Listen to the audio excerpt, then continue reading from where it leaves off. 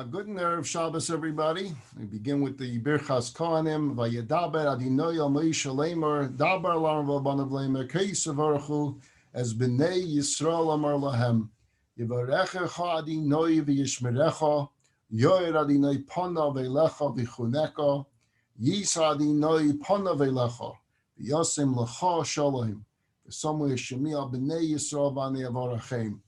I'd like to thank the sponsors for our Kiddush tomorrow. It's a Kiddush in a box. I'd like to thank Ian Barnett and Vicky Barnett for sponsoring Kiddush in honor of their son's 18th birthday. Mazel Tov, Kobe. Happy birthday to you. I'd like to thank the Magarafte family for sponsoring Kiddush. This is in honor of Fariba's father's yahrzeit. His neshama should have an aliyah. It's sponsored by the Strakowski family. This is in honor of Shoshi's father's yahrzeit. He should have an aliyah. And the Teshuvah family in honor of Nissim's mother's yahrzeit. So all those that are marking yahrzeits, your loved ones, their neshama should go higher and higher and ascend in the heavenly world and watch over the entire family. Today is a very special day. It's the 7th day of the month of Adar on the Jewish calendar. It's 1 week from the holiday of Purim. It's Erev Shabbos of Parshas Zachar, which we'll talk about. But the 7th day of Adar is also a very special day in its own right. It is the day of the birth. It's the birthday of Moshe Rabbeinu. It's the birthday of Moses. And it is also the day he passed away 120 years later. And so a happy birthday to Moshe. It's his yahrzeit as well. So Moshe's neshama, his soul, should ascend into the higher realms of heaven and there look down upon all of his people, all of his Jewish flock that have followed him now for thousands of years, through the wilderness, through the sea, through all of Galus, through all of exile, and he should beseech God Almighty, as he's always done so powerfully in the books of the Torah, this time to bring us the ultimate redemption, the final redemption of Mashiach Tzidkenu, which should happen speedily in our days. If you haven't heard, if you haven't seen the emails or heard, this Sunday morning at 8 a.m. Pacific time, 6 p.m. Israel time. So figure out which time zone you live in, wherever you're listening to me. We are asking for all of world Jewry to stop literally just for a moment and pray for Mashiach to come. And the power of all the Jewish people united, Jews from all backgrounds, all affiliations, all countries, for that one moment to beseech God Almighty and ask God to end the exile and bring Mashiach will certainly have the power, and hopefully by Sunday we'll already hear of the Geula, we'll hear of the redemption. A word first about Moses, and then we'll get on to what Parsha Zachar and the holiday of Purim is all about. So Moses, who you are familiar with, called Moshe Rabbeinu, Moses our teacher, Moses who took us out of Egypt, Moses who gave us the Torah at Mount Sinai, Moses who led us for 40 years in the desert, Moses who turned a family of slaves into a nation of princes. How did it begin for him? How did it all start? God comes to Moses late already. He's 80 years old when his career begins. His career up until that point was first a prince of Egypt and then a shepherd. But the Moses that we know, we're introduced to him at 80 years old at a burning bush. And God comes to him and says, I want you to take my people out of Egypt. And Moses says, Mi anoichi. Who, me? You're talking to me? You want me to take the Jewish people out of Egypt? You have the wrong guy. Mi anoichi. Who am I? And God comes back to Moses and says, Moses, I want you to take the job. And Moses again will respond that he can't. And I'll say that he's handicapped. He has a speech impediment. A leader has to be able to communicate. A leader has to be able to get up and motivate the masses. I'm not a speaker, so you have the wrong guy. God comes back to Moses again. I want you to take the job. Moses says, I can't take the job. What's my brother going to say? He's older than me. How's it going to look that you picked the younger brother over the older one? He's going to be humiliated. I can't do it. And this goes on and on. The Medrash says that it took place over a period of 7 days, a full week. God saying, take the job. Moses says, I can't take the job. Take the job. I can't take the job. I'm not talented enough. I'm not eloquent enough. I have family issues. You have to wonder this question. Why didn't God just come to Moses and say, Moses, I'll tell you what. As far as the problem with your brother, Don't worry about it. I'll take care of Aaron. I'll make him the high priest. He'll love that job. He'll be fine. Not only that, Moses, let's put him up on the video screen. Take out the iPhone that I just put in your hand, and you'll go ahead and you'll FaceTime him, and you'll see Aaron's going to say, Moses, take the job. He's God. He can do anything. He could have invented the iPhone before Jobs invents it. He could have put it right in Moses' hand, just like he has a staff that turns into a serpent. He has an iPhone that he can see his brother talking to him from Egypt. He's God. As far as your speech impediment, Moses, no problem. I'm God, remember? I healed you. No more speech impediment. Open your mouth. You'll see words will flow with the eloquence of Shakespeare, with Winston Churchill. It'll just flow out of your mouth. Why didn't God do that? He's God. He's standing there arguing with a human being. I have a speech impediment. Aaron, my brother, they fit. You're God. And the answer is that God is teaching us. He's teaching you, he's teaching me, he's teaching every human being a lesson for all time through Moses. And that is that you don't have to be perfect to take the job. You don't have to be unnatural. You don't have to be the greatest this or the greatest that. You don't have to be the smartest or the most talented. You can have handicaps. You can have faults. You can have imperfections. You don't have to be the best. You just need one thing.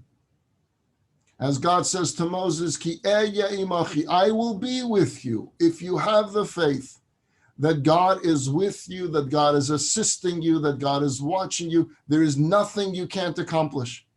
So stop looking for all the things that you don't have. I'm not handsome enough. I'm not wealthy enough. I'm not powerful enough. I'm not influential enough. I'm not eloquent enough. If the task is in front of you, you can do it. And Moses finally gets it, and he goes, and we know the rest is history. See, we're all being presented with these moments, with these pivotal moments, with decisive moments that beckon us to do something meaningful, to do something significant, whether it's for ourselves or for our family members or for our community. And very often when these opportunities arise, our reaction is always, who, me? He's referring to someone else. It has to be someone else. To which God responds to you through Moses. I appreciate your humility. In fact, I love humility, but not now. When I'm sending you to do a task, stop the humility for a moment. Step up to the plate and do your thing, because this is the moment that I have in mind for you. This is what we call your tafkid, your purpose. So let's learn from Moses. When things come our way, they're coming our way for a reason. When opportunities come our way, they're there planted by God for a reason. Which connects us to the name of this week's Shabbos called Parshas Zohar, the Shabbos in which we remember. What is it that we remember? It's always read the Shabbos before Purim. We remember the story of Purim, and we remember how the story of Purim really begins generations earlier through the King Saul, as we read in the Haftorah, through the nation of Amalek that comes to wage war against the Jews way back in the wilderness, that there's this nation that's always going to be there to try to annihilate and destroy the Jewish people. And unfortunately, throughout history, we have met this Amalek head on countless times over and over. In the wilderness, they had it right after the splitting of the sea. Amalek attacked. Later in Israel, Amalek will attack. There will always be these terrorist attacks from Amalek. And we faced it from the communists and from the Nazis, Yamach Shemam. Amalek has been there. And so we remember on this Shabbos that we have to blot out the evil of the world. And the story of Purim helps us understand that God is there with us as we battle evil in the world. So let's talk a little bit about Purim. And let's focus on the story of Purim, the Megillah, the story that we read, Megillas Esther, the story of Esther. And I'm sure you've read it. You've gone through it. It's a thriller, right? It opens with a Persian king named Ahasuerus. He throws a party for 187 days. He liked parties. And on the last day of this party, he's completely drunk. He drank wine every single day. He summons his Queen Vashti, to show off her beauty. And she refuses. He's not going to tell me what to do. And this king has her killed. You don't talk to me that way. And that's the end of the first chapter of the book. And chapter 2 continues the story. He wakes up from his intoxication. He's depressed over the loss of his wife. And he wants a new queen to replace Vashti. And he does a beauty pageant. And this beauty pageant goes on for years and years until he finds the new queen. And we know who this queen is. It's Queen Esther. Chapter 3 begins 5 years later, by the way. And the king appoints Haman as his top aide, as the prime minister. And Haman's influence over the Persian monarch was severe. And he has this avid anti-Semite. He, by the way, Haman, is Ben Hamdasa Ha'agogi. He comes from Agag, who was the king of Amalek, going back to the times of King Saul. So Haman is a direct descendant of Amalek. And he decides that he wants to wipe out every single Jew on the face of the earth in the 127 provinces that are under the king. And he convinces the king to go along with it. And then as the story then unfolds over the remaining chapters, how Esther intervenes, and there's a Mordechai, and how Jewry is saved. And therefore this day, Purim, which is next Friday, is celebrated for thousands of years as this great day of salvation, a day of miracles, and a day in which we read the story of Esther. So there's an interesting debate in the Talmud regarding the mitzvah of hearing the Megillah. And the question is, how much of the story do you need to hear to get the mitzvah? So there's, as usual in the Talmud, an argument. And in this particular argument, it wasn't amongst two sages, it was amongst four sages. One says that the story starts from the story of Achashverosh and the party. But as far as getting the mitzvah to hear the Megillah on Purim, if you hear it just from when Mordechai is introduced, the Jewish element, that's good enough. Some say no, from the part of the story that the king couldn't sleep that night. So there's four different opinions. One of them that says from the very beginning, and the others say from different chapters in the middle, because you focus when the Jewish story begins. And as I'm sure you know, the conclusion in the Talmud goes according to the opinion that says, we listen to the Megillah from the very beginning. We hear it from Vayehi b'mei Achashverosh, and it was in the days of Achashverosh. If you miss even the first chapter, even the first paragraph, you'll have to hear the Megillah all over again from the very beginning. Why is that so? The opinions that say the history is interesting, the history is nice, but if you want to focus on why are we celebrating, we're celebrating because of the miracle that took place. And the miracle happens years later, chapter 4, chapter 5, chapter 6. It's nice to know that there was once a king of Persia that had a party for 187 days. But is it a mitzvah for me to know about this particular king and his party? Is it a mitzvah for me to know that he got drunk and he executed his own wife? Why is this? Again, for history purposes, it leads up to the story, fine. But to make it the mitzvah of the day that I have to hear about him, what's the reason for it? And the answer is that chapter 1 is not an introduction to the story. It's not just about the facts and the history that led up to the story of Purim. Rather, it is the story of Purim. You see, the story of the Megillah is trying to convey is that this insane, ridiculous party that this Persian king made for 187 days has really been all orchestrated by the master of the universe years early to lead to the delivery of his people years later. All pre-planned. There is no event in history that's just an accident. It's all part of a divine plan. The Megillah teaches us that even that which is not part of the story, at least you don't think is part of the story, is all part of the story. How is this party of a king such a critical part that it's the mitzvah to hear on Purim? Because the mitzvah is for us to realize and to understand that that party was orchestrated by the Almighty so that there will be a Queen Esther, so that there will be a Mordechai, so that there will be a happy story of Purim, so that there will be a celebration next Friday with the holiday of Purim. All pre-planned. Even though it's a decade before the story unfolds, every aspect of history, especially that which entails the Jewish people, comes from God, planted by God, placed into divine providence by God for our benefit. Which is why, how is the holiday so celebrated, especially by children and even by adults? By a masquerade. Don't make the mistake that we wear masks and get into costumes on Purim to copy Halloween. We came way before Halloween, and we have real reasons why we do this, not just for party time. The mask tells us that there's so much that's going on beyond that which I can see.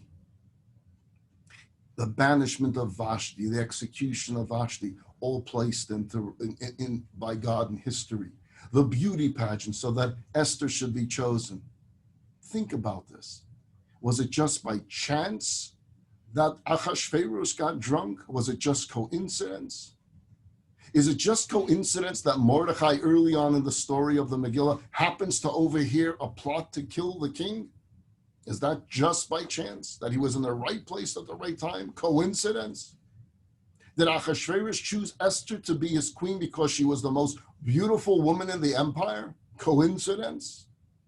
Was it plain bad luck that Haman happens to be coming to visit Achashverosh to ask Achashverosh to hang Mordechai on the gallows at the exact same time that Achashverosh can't sleep at night and has it read in the book of Chronicles that Mordechai saved his life?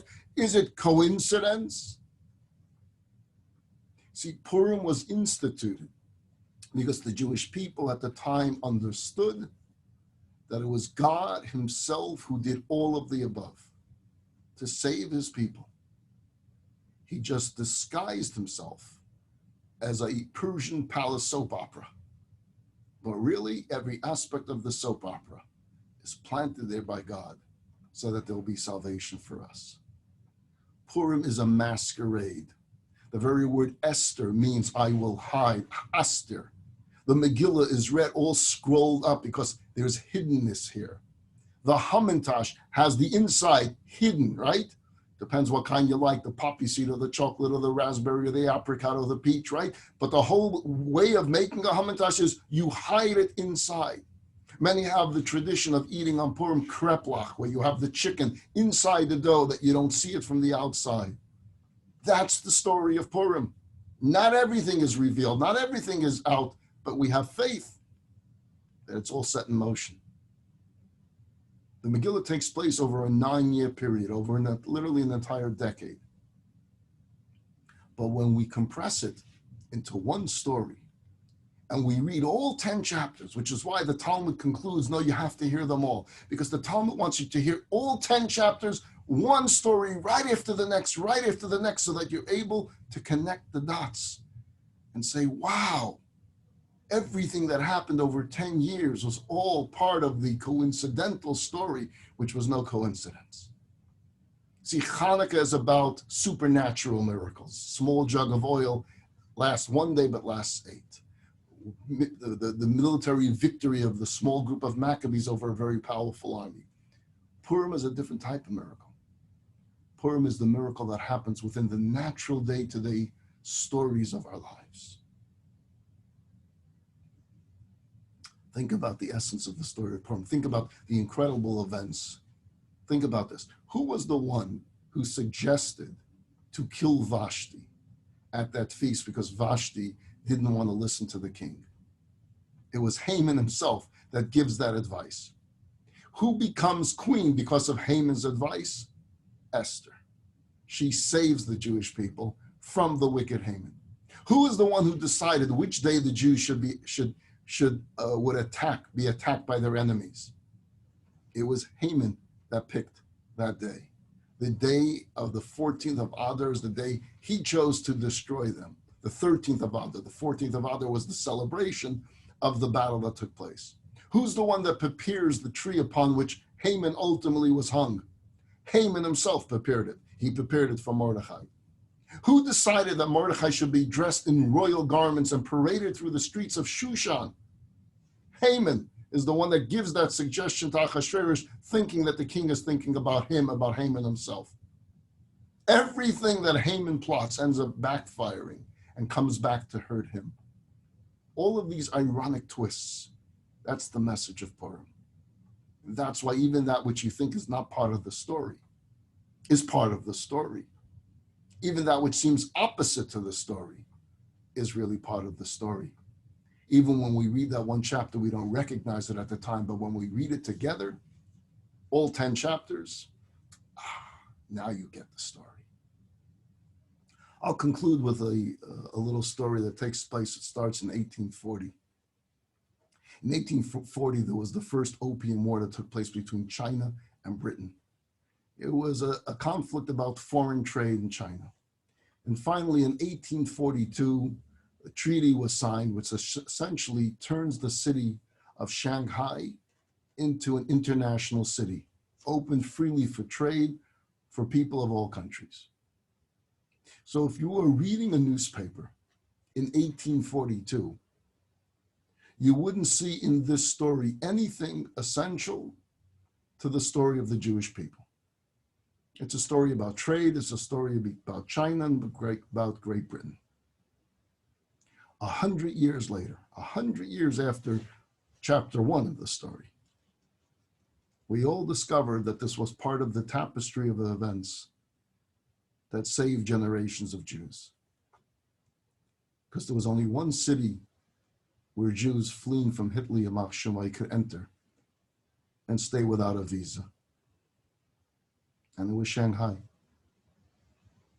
Jews will refuse entry into every other country, including the United States, including Great Britain.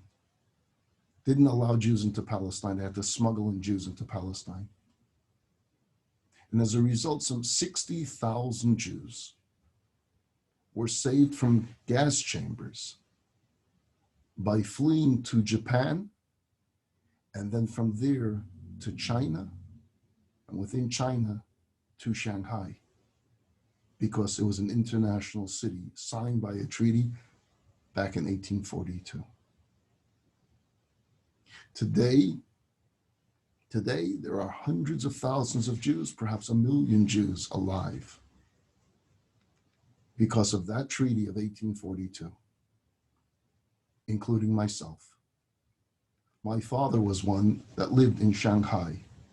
He was able to get into Shanghai during the Holocaust from Japan, from Lithuania, through the visa by Sugihara, but only because there was a city, one city somewhere in the world, that God had prearranged that there should be a place to run to. That's the story of Purim. The world has a director. Everything is for a purpose, and every event in the world leads to that purpose. And so let's not forget that we are players in this drama of history. We have a role to play on that stage. Every one of you has that role. You want to say, I'm not biblical? I am just not good enough? Remember Moses at the burning bush. Remember Moses saying, but I stutter. And God says, you're not going to get off that easy. If I put you here, you're here for a reason. So now play your part. We each have that part on the play of life that we need to perform, that we need to do. And hopefully very, very soon, all of our productions, the ultimate production, will be displayed before the world. And that is that all of these little stories and all of the puzzle of life and the puzzle of Jewish history will all suddenly make sense with the coming of Mashiach Tzidkenu, which should happen speedily in our days. Amen. I want to wish everyone a wonderful Shabbos. Have a good Shabbos. Stay safe. Stay healthy. You're all welcome. Remember, Sunday morning at 8 o'clock our time, Pacific time, whatever time zone you're in, check exactly what will be 8 o'clock Pacific time. A short prayer to God to please bring the Messiah and end the suffering of the world. You're welcome to join us Monday evening at 7:30 for the study of biblical reflections, Wednesday afternoon at 12:30 for the subject of the chosen people. Thursday evening, we're going to be reading the Megillah outdoors at the Chabad Center in Agura. The 6:30 reading is totally booked, but we are taking reservations now for the 7:30 reading. If you'd like to join us, social distance seating with wearing masks outdoors, please go to chabadconejo.com/Purim and make your free reservations there. Shabbat Shalom to all.